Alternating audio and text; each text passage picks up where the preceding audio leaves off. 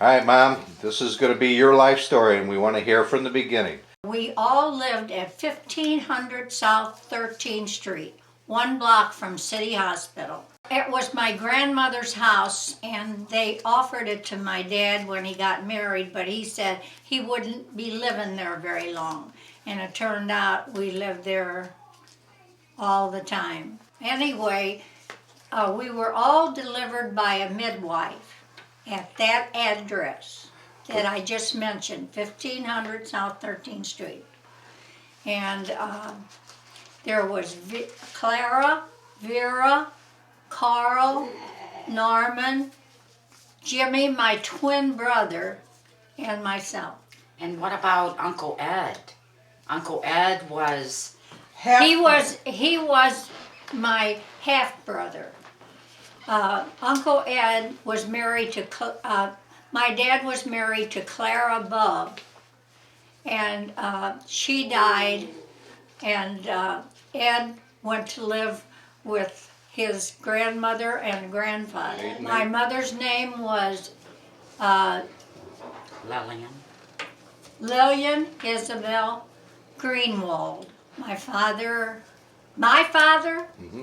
oh, he came from Austria, and I'm not really sure about his name, but I think it was Cyril, and he didn't like that name, so he took the name of John, his brother. My father was born out of wedlock, and then she married Martin Seitz, and then they all came over here to the United States. They came in from San Francisco? Well, that's where they all lived. I don't know if they came in New York, and then my dad was riding the boxcars when he was 9 years old. And my uncle was a carpenter, and he would go around the whole country and do jobs and then come back and give his mother and Martin Seitz money to live on. Now, back to your mother. Was your mom born in St. Louis? I don't know. Do you know when your mom and dad met or got married? Or? No, I don't remember. I know that she was not a good cook. He didn't, but she was a big woman. And she was the oldest in her family. And my grandfather worked for the railroad, and then he was pulled apart by a train. Now, is it your mother's father? Mm-hmm. Greenwald was his name. And my grandmother was pretty well off, and she owned properties and everything, and the boys would fix them up. And we lived in one of those properties, and you know how kids are, they're always breaking fences and everything. And he would come and sort of tease us in a way about coming all the time to repair his mother's property. My life was, well, I didn't have anybody to confide in.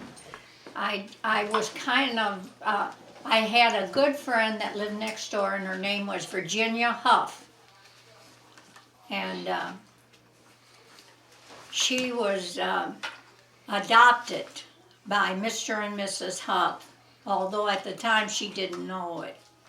And her and I were more or less like sisters. We were together all the time. We just had a normal life, we played with rubber guns that were made out of inner tubes, and skateboards that were scooters that were made out of wood, and one skate.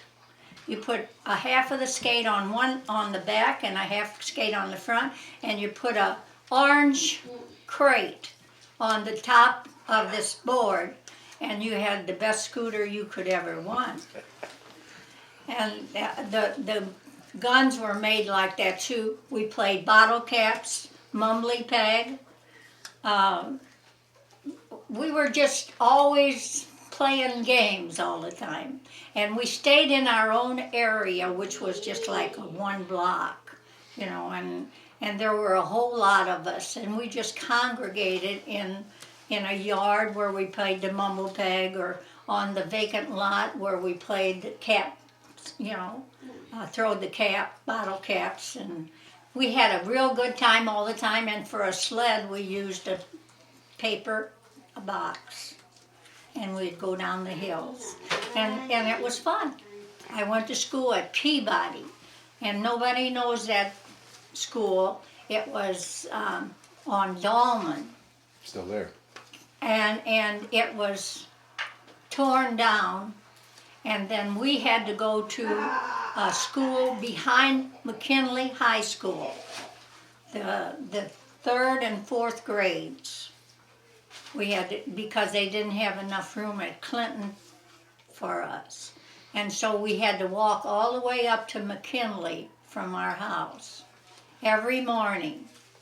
And right behind McKinley High School was these portables, and there was 2 or 3 rooms full of kids, and we all were associated with Clinton. In fact, after 3 years, we went back to Clinton, and we stayed there after they built Clinton Peabody. But when I was about 9,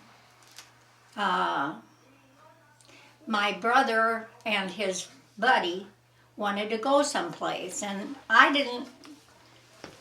they wouldn't let Virginia and me go, so we followed them.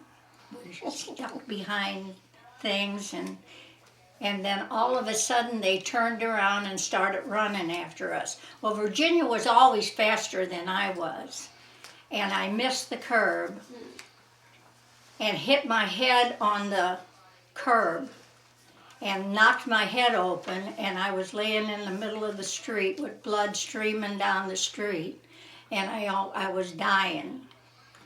And a neighbor who fixed cars, Mr. Palmer, saw me laying out in the middle of the street, and he picked me up and he took me to City Hospital. And I had a cut like that. Wow. I forgot how many stitches I had, but he said a fraction of an inch lower and I would have been dead.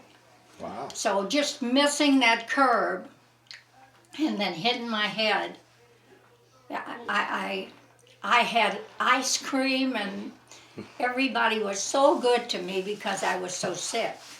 And I had that scar, and now it's up in my hairline, and you can't hardly see it anymore now, but it was really showing then.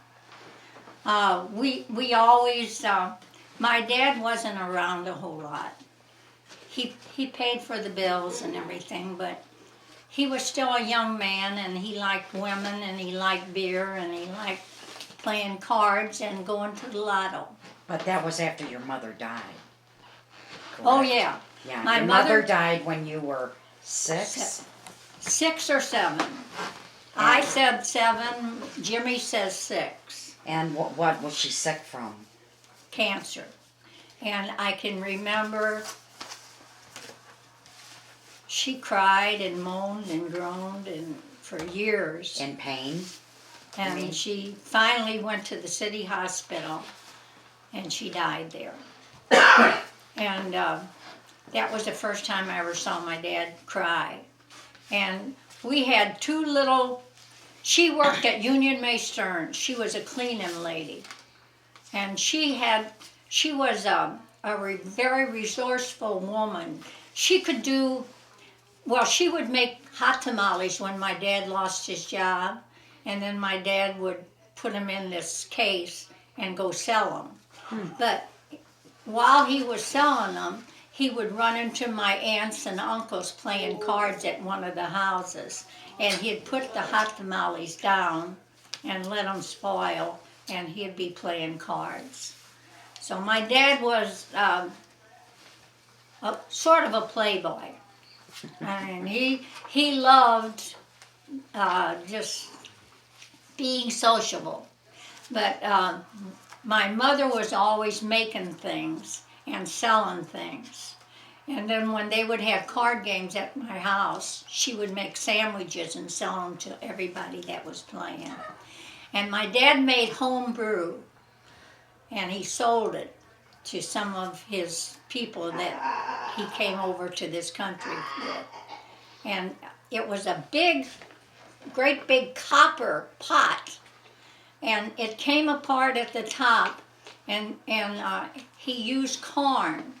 And then he would put some flour and water and go around that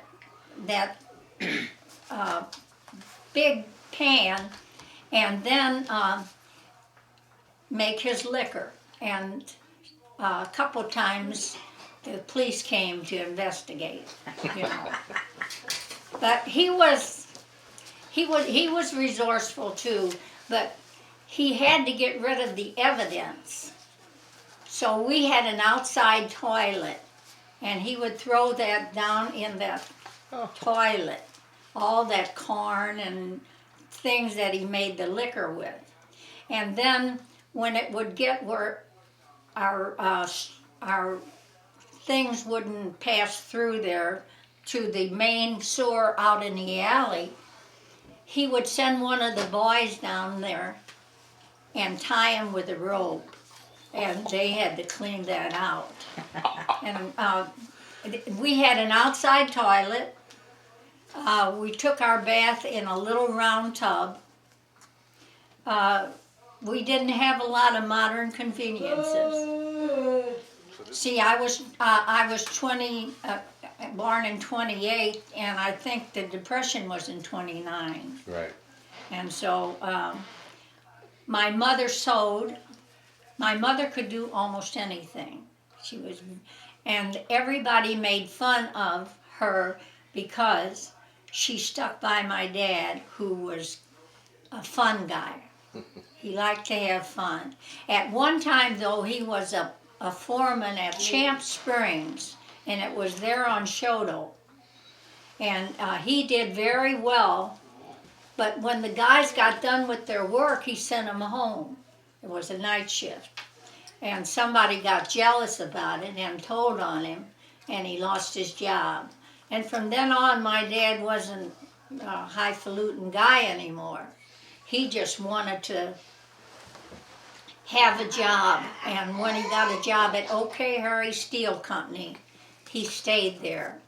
And his boss liked our family. And they took Jimmy and me to the show, Fox show, and all around. Because after my mother died, people wanted me, the girl, not the boy. They didn't want both of us. They just wanted me. And I didn't want to go away from the family. And so we all tried to stay together. And first, Clara watched us. And then Vera watched us after Clara got married. Then Vera got married, and then Clara came back with her family and took care of us, or else we were going to go in an orphan's home. Clara would sneak out the window, and my dad always said that she was the one that made my mom die, but she wasn't. But she got pregnant. And my dad was making her give the baby up to a couple that came to our house all the time, Bob and Georgia. And so after she had the baby, she started crying. She couldn't give the baby up.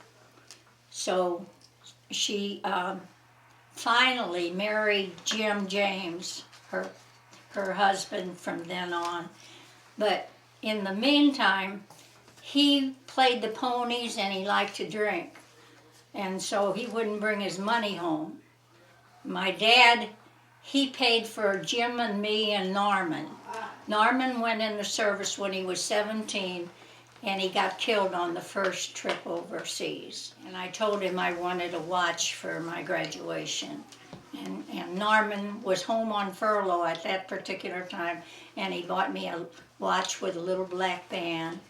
And when he got on the ship, they never found his body. So you could either take $10,000 or you could take money for the rest of your life. So my dad took $54 a month for the rest of his life.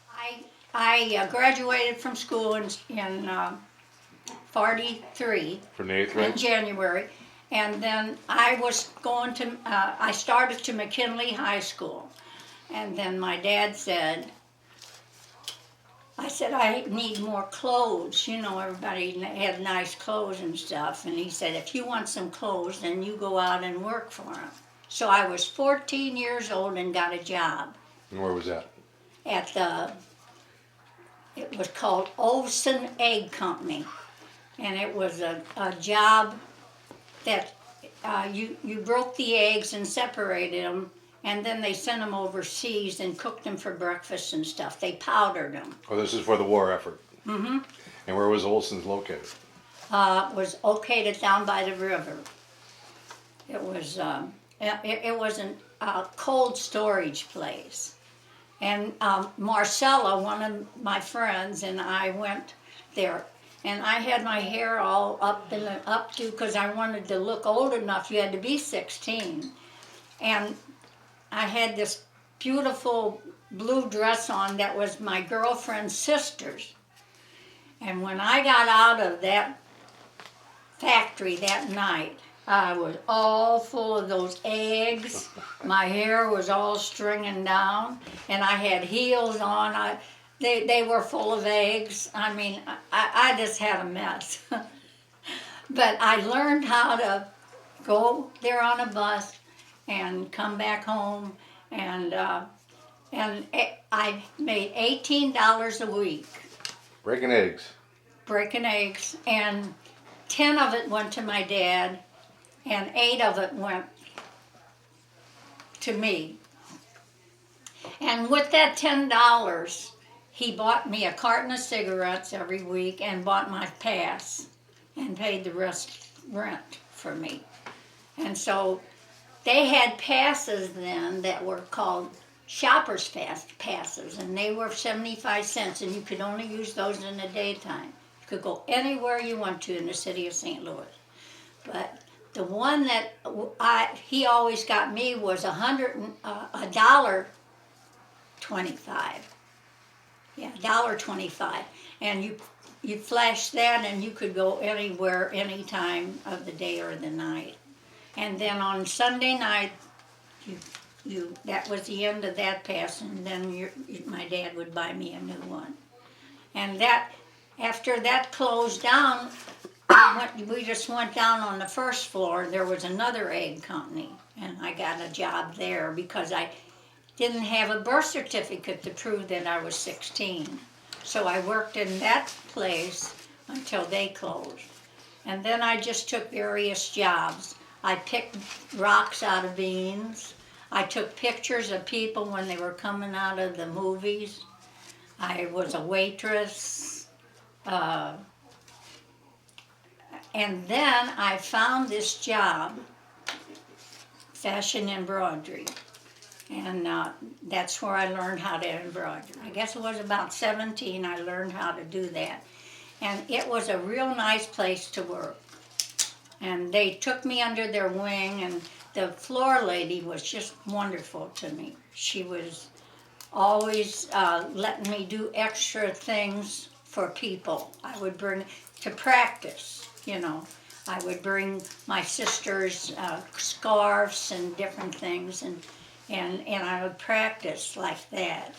But what you did really was you worked on original dresses that cost a lot of money. It was right off of Washington and 12th Street. So it was down there in the garment section then. Okay. Yeah.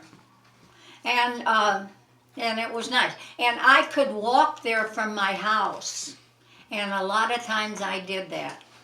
I walked all the way to work, and I could walk all the way home over the viaduct and everything. But one thing I really always liked to do, and that was we lived 3 blocks from Soulard Market. and they had a watermelon stand down there with these big barrels full of ice cold watermelon. And I'd go down there, and for a quarter you got the biggest piece of juicy red ripe watermelon you ever tasted in your whole life. And I would eat one of those, and then I would go home.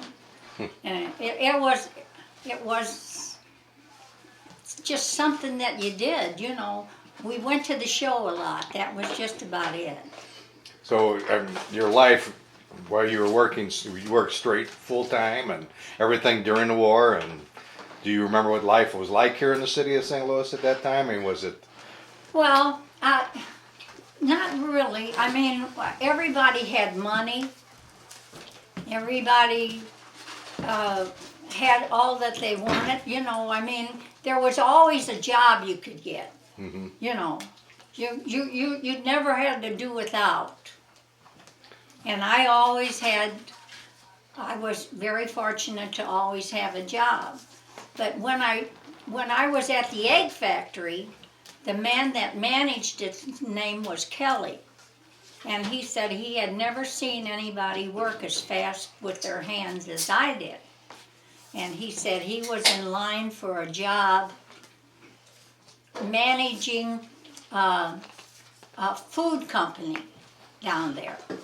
And that if he got that job, that he would come looking for me, and he would make me his top girl to give the job to. So I just had started at Fashion Embroidery, and he came looking for me, and he offered me that job, and it was going to be more money than I was making. But I felt like this embroidery job was going to be my future.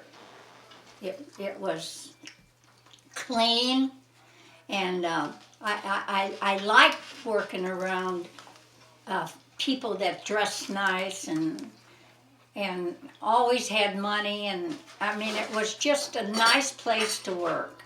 And so I refused Kelly, and to this day, I think I made the right decision. And in the meantime, Clara had the baby and stayed with us. And then she went in the hospital because she had rheumatism. And they didn't know much about rheumatism, so they took the water off of her knee. And because they did that, she was never supposed to ever walk again. And so we would go through the city hospital to get to Peabody School. Mm-hmm. And so we would get to see her every day. And so my face was all red and everything from crying because little Raymond was 18 months and he drank coal oil and it ate his lungs up and he died.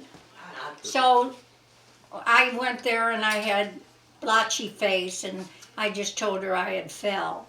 But her and Jim got back together a little while, and he carried her in that funeral parlor and let her look at that little boy in the casket. And he was in a little white satin suit. And they took pictures back then of the casket and the kid and the people that were in the casket. And you got to kiss them before they buried him. And I remember kissing my mother, and I'll never forget that it was like stone. And I'll never forget that because they had to lift me up and let me do that. And everybody felt sorry for us because my dad had that whole house full of kids. But it just turned out that they kept her in the hospital and didn't turn her and everything. And she had a sore on her, right above her buttock, that was that big and that deep. And when her and Jim split up the next time, my dad nursed that wound until it got better, but she always had a hole in the back there. I mean, but my dad always went to the chiropractor, and he had a good friend that was a chiropractor. His name was Willem, and he was up on Grand. And Dr. Willem said to my dad, I can make her walk. She will be crippled, but I'll get her to walking. Now, everybody at City Hospital said she would never walk again, but he came every night, and he cracked her neck and made all of her adjustments every night. And pretty soon, she was walking with crutches, and then she was walking with a cane, and then she had all those children, and even though she was crippled, she just had them and didn't have any problem bringing the birth to a head. So God had blessed us to that point. And Clara, Jim went into service. And while he was in the service, she saved some money. And when he come out of the service, she and he went down to the country and for $500 bought a piece of land and started farming and building a house and trying to do all right. But he met some bad people again. He learned how to drive, and he just wasn't, he drank and gambled still. And so one day after Dad and me got married, 1 week, my dad come to our furnished room and he said, pack your bag, you're going down to take care of Clara's kids while she comes up here and has a baby. At that time, she had 3. And so he didn't ask Bob if he could take me. He just came in our house and demanded that I go down there. So they took me down there, and it was a little 2-room shack. And you could hear the little mice running around because there was no people living there, you know, the little field mice. So I had to take care of those kids, and they had a coal oil stove and a lamp. And I didn't know how to do nothing like that. I was a city girl. I'm just gonna say. And you had to throw the bucket down in a hole and bring that water up. And they would just stand on this board and do that. And I had to wash clothes on the board. I had to learn how to make bread and do a lot of cooking, which I didn't know. You went out in the yard and dug up your potatoes, killed the chickens and had to gut them, and all this kind of stuff, and I didn't know how to do it. And then you had to let the water run out of the tub. You stay in the tub and get warm from the sun, and then you put your clothes in there and scrubbed them. And when I got back to St. Louis after Clara came back, everybody thought I was in Florida. My hair was all blonde, and I had a pretty tan, and I was real thin, and they just knew that I had been traveling, and not I didn't, you know. And Bub come down one time, and his sister Jerry and Sonny brought him, and we went to sleep in a spring. It was just a bed spring, no blanket on top of it or nothing, and you could hear the cows dinging their bells, as you know, from another farm that was not far away. Yeah. When did you meet Bubby? There was just a bunch of kids, and we went to There you Mr. go. Little's was a block away. And all of us were working at 14, so we had money all the time.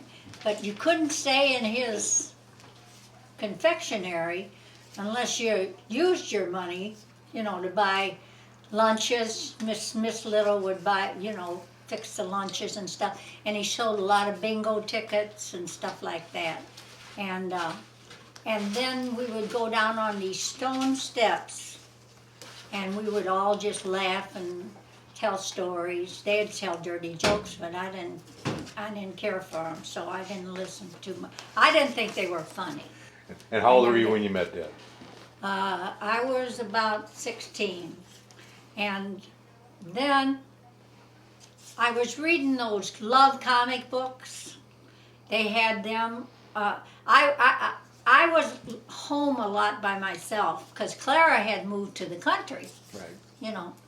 and there was Jimmy and me. And Jimmy went in the service, so then I was there by myself. And so I had Betty and Roy, my brother-in-law and sister-in-law, moved in with me. And they would have people over there all the time, and my neighbors thought that I had a bad house. A house of ill repute? Huh? A house Yes, of ill repute? A house of ill repute. But anyway, they finally left, and I had another girl, that Geneva, and her boyfriend. They were going to get married, but they decided to go to California with her mom and dad because he had a promise of a job when he got there. Well, when he got there, they didn't want an old man like him, so they hired Geneva's boyfriend, Jack, and they're still out there. Yeah, that was just somebody I grew up with, but I had to share my house and the expenses while I was waiting for Clara to come up to St. Louis and get her furniture, because she had left it here, and they were living with Earl's dad while they were building their house. And there was a lot of people that were really helping them too. And she sent to Washington for things to tell you how to raise chickens and all that kind of stuff. And she really took to the farm life good. She was very good. When they were in a furnished room before they moved in with us, she made taffy, and we pulled the taffy, and we always wanted to go to her house because she was so good to us. And then she moved back in with us, and they had a nice life down there in the country if he would have just done the right thing. But you still got to give him credit. He left that furnished room that he was in and moved in with us to take and raise us. And then we turned right around and raised Francis. And we're all one big happy family now because of Donna said the other night, how come Ed remembers your birthday? Well, they all remembered my birthday because I took care of them. And that's good, we just returned the favors that they did for us. And then when he committed suicide, Who? Jim, I did not know that.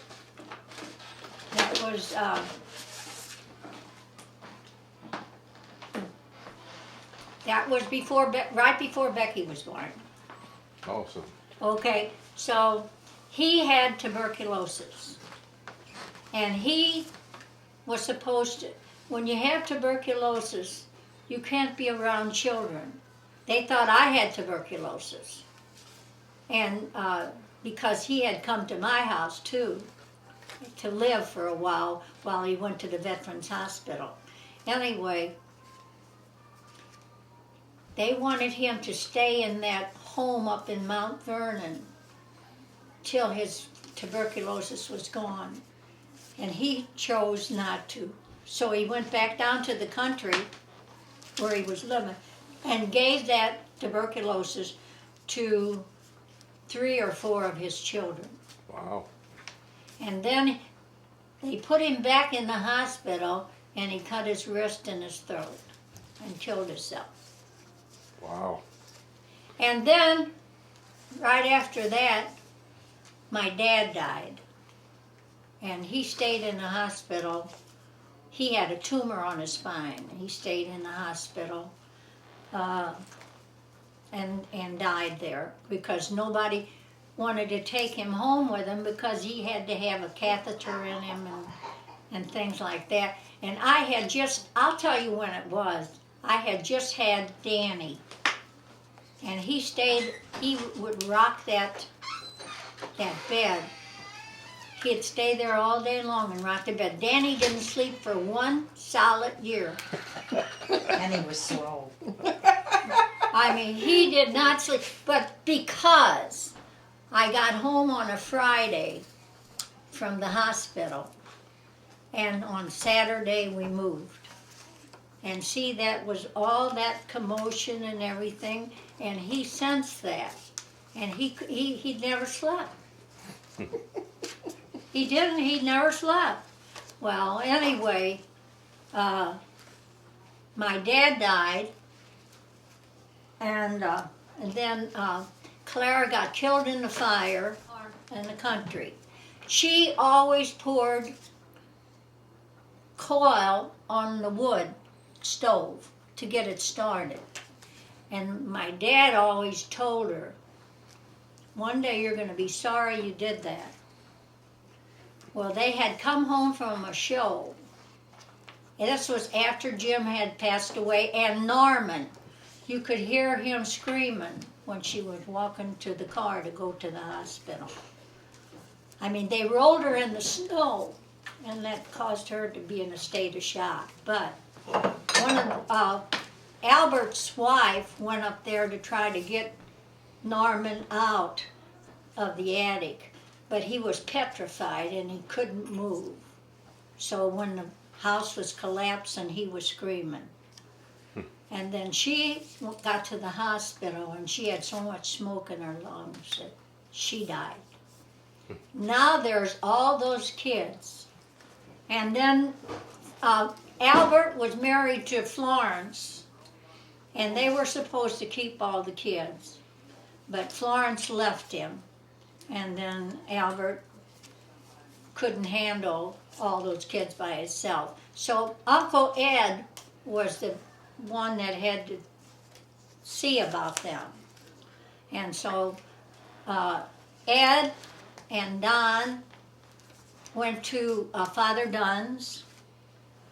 Jesse and Michael, there was 3 or 4 of them that went to the orphans' home, St. Vincent Orphan Home. And then I think it was only one that went to Father Dunn's at that time. It was Donnie. And then Ed graduated later and went to Father Dunn's. But anyway, they were put in Father Dunn's and the St. Vincent home.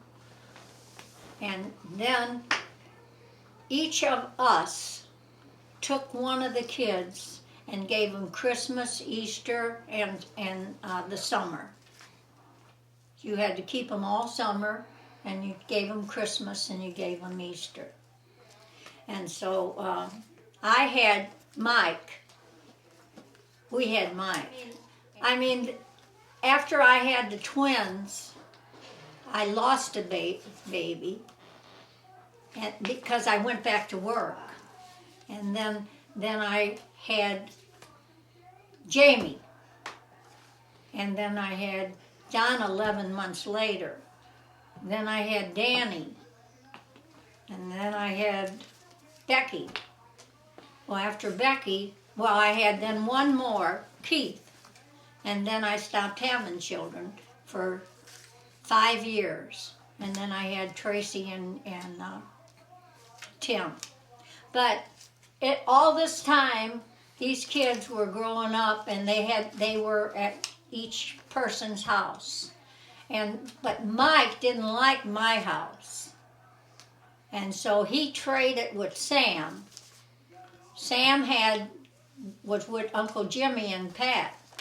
And so Sam came over to our house and Mike went over to Uncle Jimmy's house. And they stayed like that until they either went in the service or got a job or whatever. And all the boys are, well, Donnie's dead already because he didn't take care of himself. He drank and gambled like his dad. And Mike works and he's got a couple kids, but he gambles all the time. He loves to go on the boats. Francis is really, and Sam went to the country and married and had a couple kids. They're all doing pretty well. Francis is the best one out of the bunch. And Jessie's got a defibrillator in her and a pacemaker and a whole bunch of things wrong with her. But and most of the time when Clara was living, she was in that Mount Vernon home for the tuberculosis. So she hasn't really had a good life, but she's a lot like me. When she comes around, our ways are so much alike. And Jessie and me and Clara all looked alike. And Vi, Carl, and Jimmy all looked alike. So,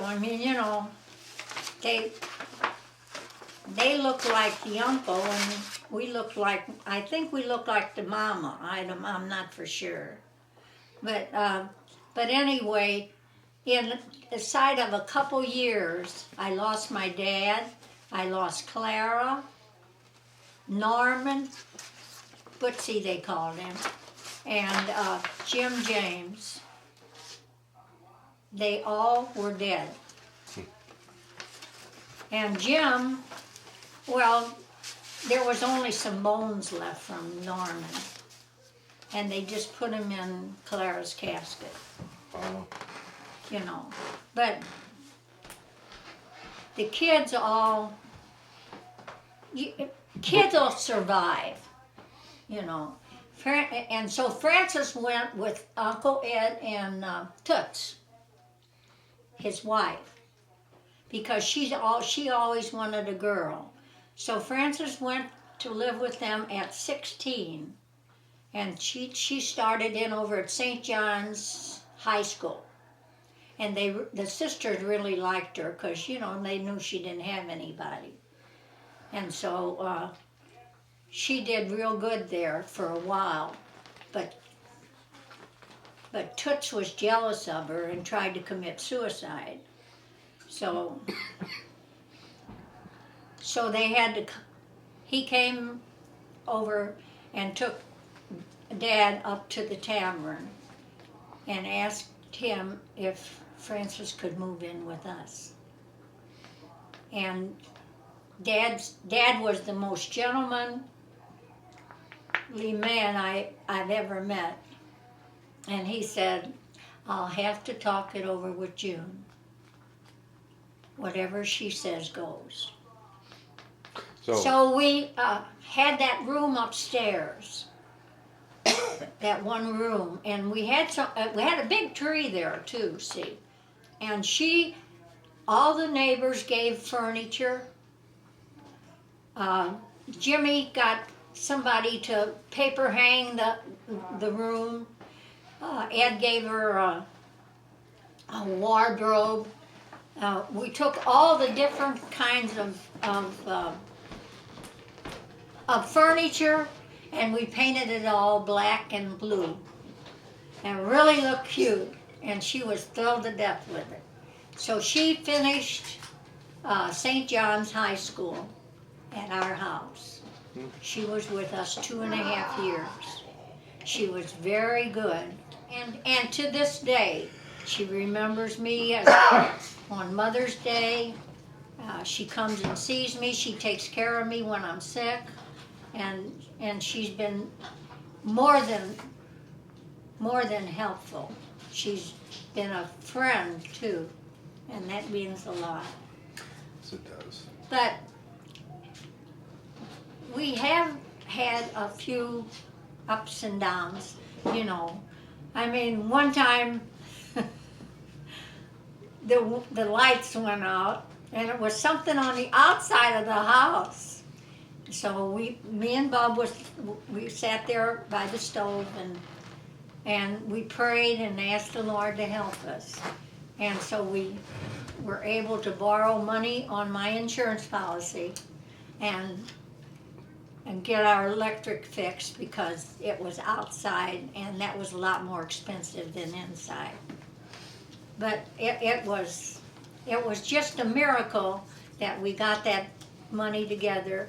And every time we needed something for Becky, when I got Becky, the Lord said that He would take care of her and He would be responsible for her for all of her life.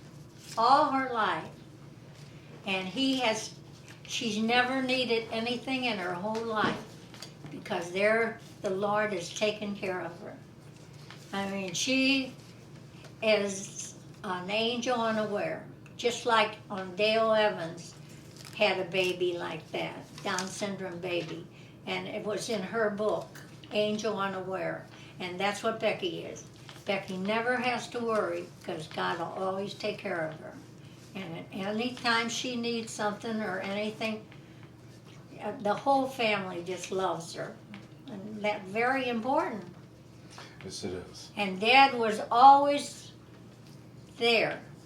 He never, ever did anything to hurt anybody. Oh, we had a few, you know, help. He hit me on the shoulder or something like that, you know. But he wasn't a Christian when he married me. And he promised, we ran away to Arkansas and got married because we didn't want to wait 3 days. I was 19. And Dad was 18? Mm-hmm. And, well, actually I was 20, I guess, because the twins were born in 50. And I went up to Rapid City, South Dakota. It was 28 below zero. I flew up there. And while they were circling the airport, my plane took off that was going to take me to his camp where he had a house for me. And the man that managed the airport said, honey, where are you going to stay tonight? And I said, I'm going to stay in here in this little dirty looking old airport, very dirty. And I was only 17 or 18 then. And I said, I'm going to stay here because I don't have any money. And so he put me up at the Radisson Hotel, put me on the 5th floor. I could have anything I wanted to eat or drink or anything. And then when morning came, that waitress came and said, honey, you don't have to eat scrambled egg and a cup of coffee. You can have anything you want in this whole place. And I said, I don't want that. Anyway, he sent another limousine, picked me up, and personally took me to introduce me to the pilot and ask him to take special care of me. And then Bub was waiting at the airport when I got there. I mean, it was kind of exciting. Before we got married, Yeah. we just would sit on those steps all the time. Very Well, nice. Dad had a job, but he was younger than me. And he would get a job and then he would fool around and he wouldn't keep a job. But his mom and dad said he was not a good person until he met me. And then he used to always fight and be a troublemaker, they said, you know. Well, they were all kind of the same age, you know. But he lived way far, we considered that far away, way up on Caroline, past Jefferson. And he would walk down there every day, every night, and associate with all of us. I had to go to bed because I had to get up and go to work. They didn't let me stay home. I had to always go to work.